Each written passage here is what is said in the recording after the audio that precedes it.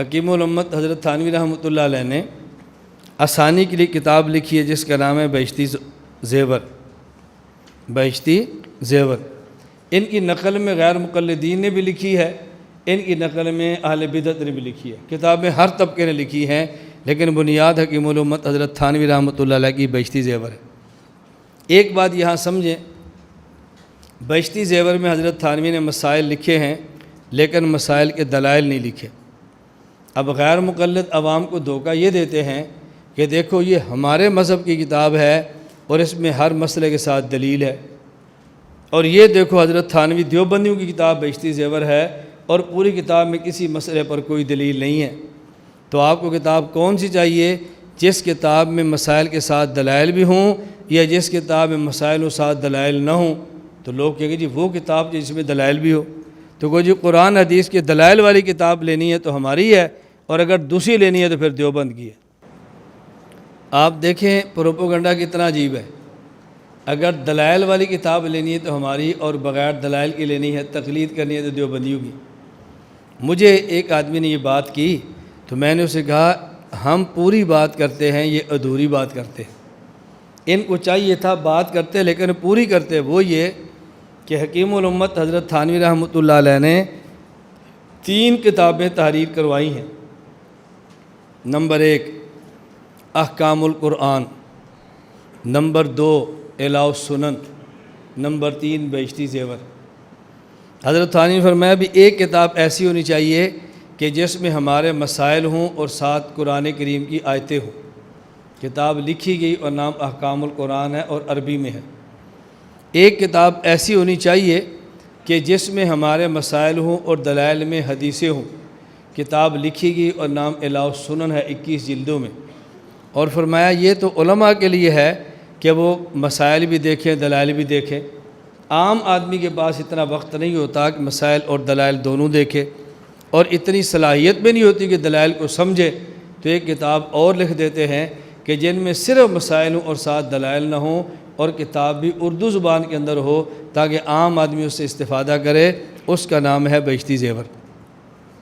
تو میں نے کہا ان کو یہ بات کہنی چاہیے تھی کہ ہمارے پاس صرف ایک کتاب ہے اور مولانا تھانوی جو میں کتاب دی وہ ایک نہیں بلکہ وہ 3 ہیں۔ تو حضرت تھانوی کا پورا کام پیش نہیں کیا، ایک حصہ پیش کیا اور 2 حصے ہضم کر گئے، اور اس کا نام رکھا جی احقاق حق ہے۔ یہ قرآن کی خدمت ہو رہی ہے، حدیث کی خدمت ہو رہی ہے۔ اگر قرآن کریم اور حدیث کی خدمت ہوتی تو پھر یہ کہنا چاہیے تھا کہ قرآن کریم کے دلائل مسائل کے ساتھ ہوں، احکام القرآن ہے، احادیث کے دلائل مسائل کے ساتھ ہوں، اعلاء السنن ہے، اور ایک کتاب جس میں مسائل اور دلائل نہ ہوں، اس کا نام بہشتی زیور ہے۔ بتاؤ حضرت تھانوی رحمۃ اللہ امت پہ کتنا احسان فرمایا ہے۔ تو یہ قابل قدر کام تھا، لیکن پروپوگنڈا کر کے اس کو غلط انداز میں پیش کر دیا۔ میں پھر وہی بات کہتا ہوں کہ ہمارے بیانات سنے نہیں ہوتے، جس کا نتیجہ ہوتا ہے کہ بندہ پھسل جاتا ہے، لیکن جب دلائل اور بیانات سنتے رہیں پھر کبھی بھی آدمی دائیں بائیں نہیں جاتا۔ اب اس پر سوال کیا کیا؟ حکیم الامت حضرت تھانوی نے بہشتی زیور حصہ 2 صفحہ 5 پہ لکھا ہے کہ ہاتھ میں کوئی نجس چیز لگی تھی، اس کو کسی نے زبان سے 3 دفعہ چاٹ لیا تو بھی پاک ہو جائے گا۔ اب یہ کہتے ہیں دیکھو حضرت تھانوی رحمۃ اللہ علیہ بہشتی زیور میں لکھتے ہیں کہ نجاست کو چاٹنا جائز ہے، نجاست کو چاٹنا جائز ہے۔ حضرت تھانوی نے مسئلہ کیا لکھا ہے اور پروپوگنڈا کیا کیا جا رہا ہے؟ ہم نے کہا یہاں بات سمجھنا، 2 مسئلے ہیں۔ ایک مسئلہ یہ ہے اگر ہاتھ پر نجاست لگ جائے اور جس انگلی پہ نجاست لگی ہے اس کو زبان سے 3 مرتبہ چاٹ لیا جائے، انگلی پاک ہوگی یا انگلی پاک نہیں ہوگی؟ ایک مسئلہ۔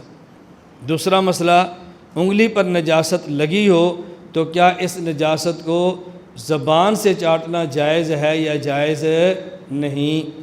اس کو پاک زبان سے کرنا چاہیے تھوک سے یا اس کو پاک پانی سے کرنا چاہیے؟ یہ مسئلہ الگ ہے۔ اب غیر مقلدین جس مسئلے کی مخالفت کرتے ہیں تو ہمارا سوال یہ ہے کہ یہاں 2 مسئلے ہیں، تمہیں کون سے مسئلے سے اختلاف ہے؟ اگر تمہیں اس مسئلے سے اختلاف ہے، اس عبارت کے اس حصے سے کہ اگر ہاتھ پہ نجاست لگی ہو اور 3 دفعہ چاٹیں تو ہاتھ پاک ہو جاتا ہے، اگر تم یہ مسئلہ نہیں مانتے، اس مسئلے میں ہمارے پاس دلائل موجود ہیں۔ صحیح بخاری حضرت امام بخاری باب قائم کرتے ہیں، بابن حل تصلی المرأۃ فی ثوب حاضت فی، کہ عورت کو اگر ماہواری کا جس کپڑے میں خون آیا کیا اسی کپڑے میں نماز پڑھ سکتی ہے کہ نہیں؟ اور دلیل پیش کی ہے، امی عائشہ رضی اللہ تعالیٰ عنہ فرماتی ما کان لاحدانا الا ثوب واحد، ہمارے پاس ایک کپڑا ہوتا تھا، مدینہ منورہ میں صحابیات کے پاس ایک کپڑا ہوتا تھا، تحیض فیہ، اسی میں ان کا ماہواری کا خون آتا، فاذا اصابہ شیء من دم، جب ان کے کپڑے کو ماہواری کا خون لگ جاتا، قالت بریقہا فمسحتہ بظفرہا، تو وہ اپنے تھوک سے اس کپڑے کو صاف کرتی اور خون سے کھرچ دیتی اور اسی کپڑے کے اندر نماز پڑھ لیتی۔ تو یہاں دیکھو مسئلہ کیا تھا، ایک ہے تھوک جو منہ کے اندر ہے یوں صاف کرنا، اور ایک ہے تھوکنا اور تھوک کر صاف کرنا۔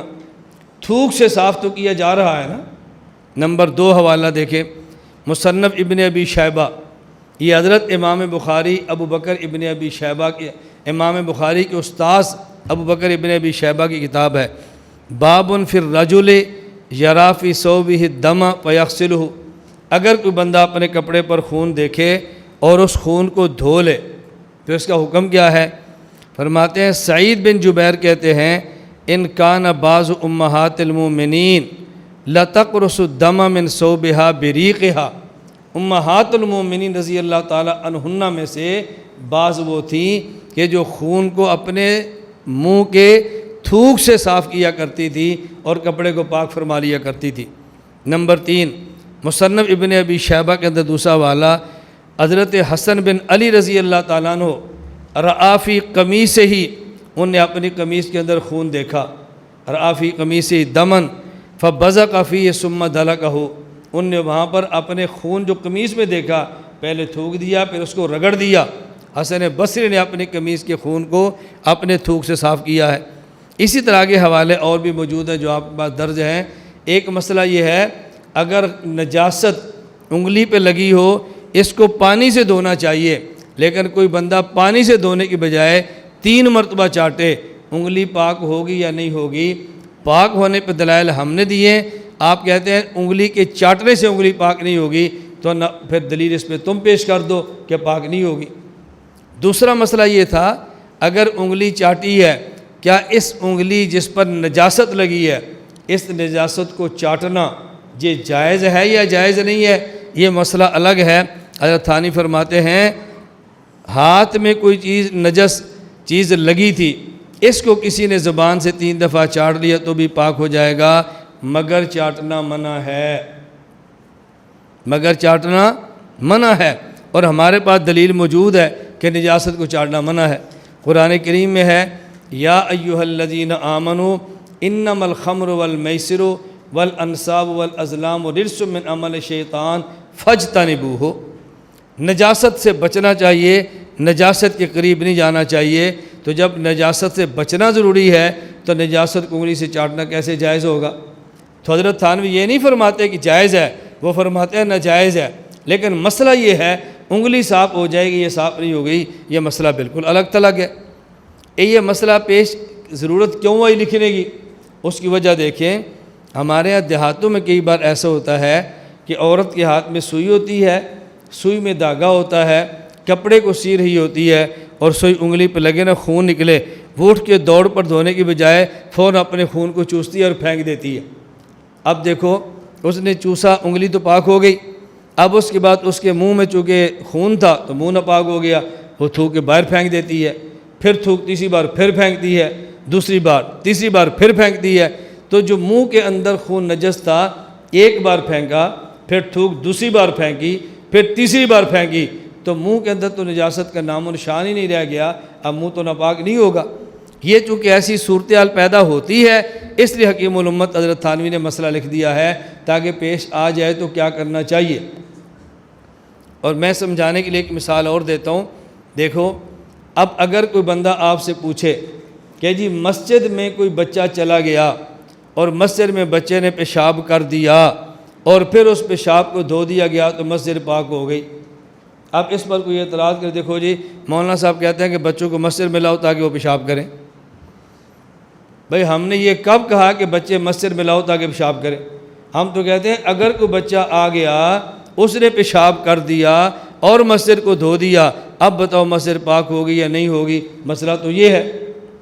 ہم مسئلہ بتاتے ہیں کہ دیکھو، اگر کوئی شخص مسجد میں معتکف تھا اور اعتکاف کے لیے لیٹا، لیکن اس کے پاس بستر اس نے نہیں بچھایا، بغیر بستر کے سو گیا، اور اس بندے کو احتلام ہو گیا جس کی وجہ سے مسجد کی چٹائی گندی ہو گئی، اب اس چٹائی کو بعد میں دھو دو، چٹائی پاک ہو جائے گی۔ کوئی بندہ کہ مولانا صاحب کہتے ہیں مسجد میں جب اعتکاف بیٹھو نا تو بستر نہ لایا کرو، بغیر بستر کے سویا کرو۔ کیوں؟ اس لیے احتلام ہو جائے تو دھونے سے چٹائی پاک ہو جاتی ہے، بستر کی ضرورت نہیں ہے۔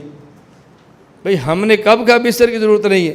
ہم نے تو کہا اگر کسی نے یوں کر دیا تو پھر کیا ہوگا؟ کسی نے کر دیا تو پھر کیا ہوگا؟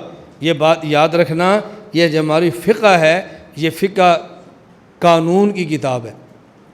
کیسی کتاب ہے؟ قانون کی کتاب ہے۔ قانون کی کتابوں میں شکیں لکھی جاتی ہیں، اگر یوں ہوا تو یہ سزا، یوں ہوا تو یہ سزا، یوں ہوا تو یہ جرمانہ۔ اس کا معنی یہ نہیں ہوتا کہ یہ کام کرنے ہیں۔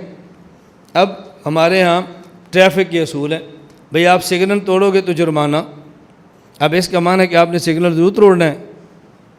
بھئی وہ تو قانون بتایا ہے، اگر توڑا تو جرمانہ ہوگا، نہیں توڑا تو نہیں ہوگا۔ کوئی بندہ کہے جی بھئی تو نے سگنل کیوں توڑا ہے؟ اس لیے کہ ٹریفک قوانین میں لکھا ہوا ہے کہ جب توڑو گے تو جرمانہ ہوگا۔ دیکھو میں نے توڑا، میں جرمانہ دے دے تو میں نے تو اسے لکھا کہ قانون کی کتاب میں تھا۔ بھئی قانون کی کتاب میں قانون بنائے جاتے ہیں اور مسئلے لکھ دیے جاتے ہیں، اگر ایسا ہو گیا تو یوں کرنا، اگر ایسا ہو گیا تو یوں کرنا۔ اس کا معنی ترغیب نہیں دی جاتی کہ تم نے یوں ضرور کرنا ہے۔ بس ان کو دھوکہ یہاں سے پیدا ہوا کہ چاہے تھانی فرماتے کہ نہیں تم نے ضرور چاٹنا ہے۔